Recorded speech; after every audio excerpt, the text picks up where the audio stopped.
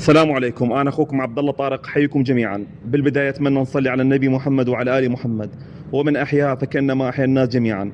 وصلتني مناشدة عن قطة منزلية صارع الموت في الشارع، على الأغلب بسبب المرض أصحابها متخلين عنها. الأمر واضح، والقطة تاكل من النفايات وحالتها يرثى لها.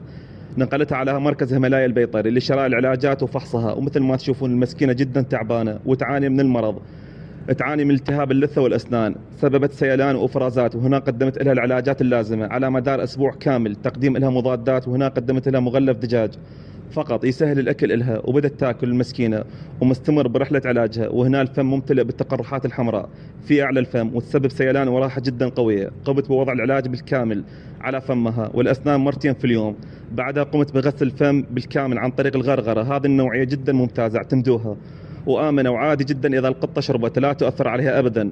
كذلك مرتين أغسل فمها باليوم صباحا وليلا بعد وجبات الأكل. والحمد لله، هنا المفاجأة الأجمل، بعد أيام من العلاج والاهتمام والعناية بهذه القطة أزهرت من جديد وتحسنت حالتها، وتم علاجها بالكامل من المرض، وأصبحت بمكان آمن داخل المحمية. أخواني الكرام، محتاج وقفتكم.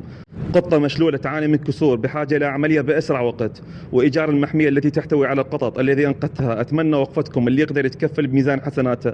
في أمان الله، ورب يحفظكم جميعا.